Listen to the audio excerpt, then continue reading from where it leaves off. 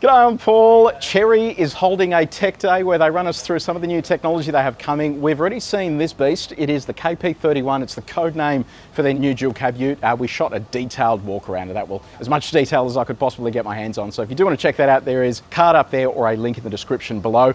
But let's talk about these. So this is some of the testing that Chery is doing in Australia at the moment, and the cars are all camoed because at the time this testing was taking place, they were doing hot weather testing in Australia. These cars hadn't been launched yet. So this car is branded a Fulwin. So it's a brand we don't have in Australia, but this is called the A9L, and the specs on this are actually out of control. I've got a little article open here with just some of the details, and I was just blown away with it. So 27 sensors around the car, and it supports the onboard Falcon 700 ADAS system. So that includes LiDAR, 3mm wave radars, 12 ultrasonic sensors, and 11 8-megapixel high-definition cameras. The LiDAR up the top there, so that little bubble up the top, has a detection range of 300 metres and a field of view of 120 degrees. So basically, as this car is driving, it's able to see everything around it, regardless of where it's headed.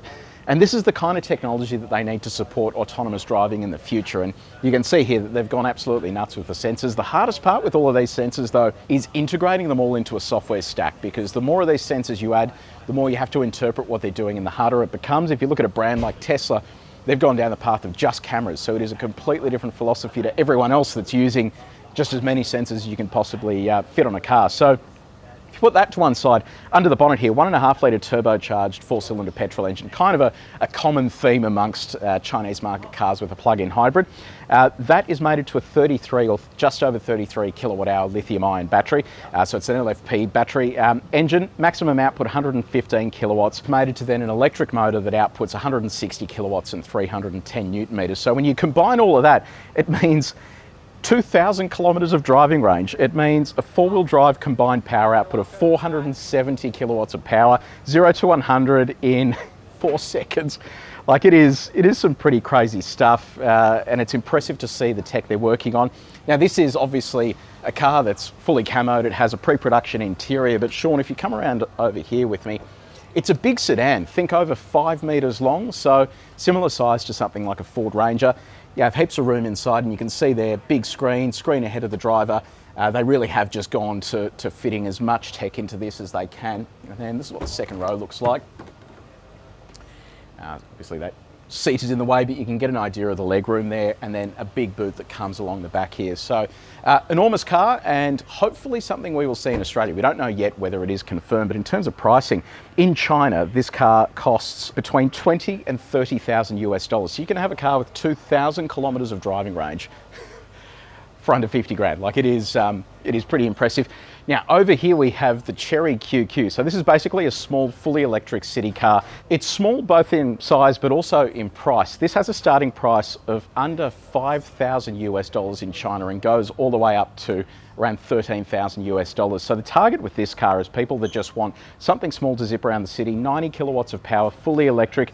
Inside the cabin, you've got a 15-inch display. I'll show you that in a second, but we're talking about over 400 kilometres of driving range. It is kind of the car we need for people who don't want to stretch big money on a fully electric vehicle. I'll show you what the interior looks like. Similar to a lot of Chinese market brands, you've got 15.6-inch screen ahead of the driver as well.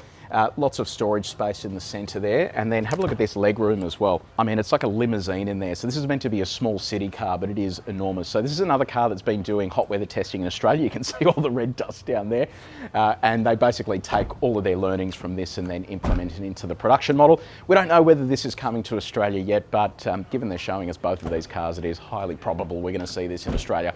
Now I want to talk to you about the next generation of Chery's super hybrid technology. So we have driven the Tiggo 9 Super Hybrid before. If you do want to check out our review of that, there is a link on the screen there and in the description below. This impressed me because you're getting a lot of value for money. It is incredibly quick in a straight line, and you're getting a lot of driving range as well.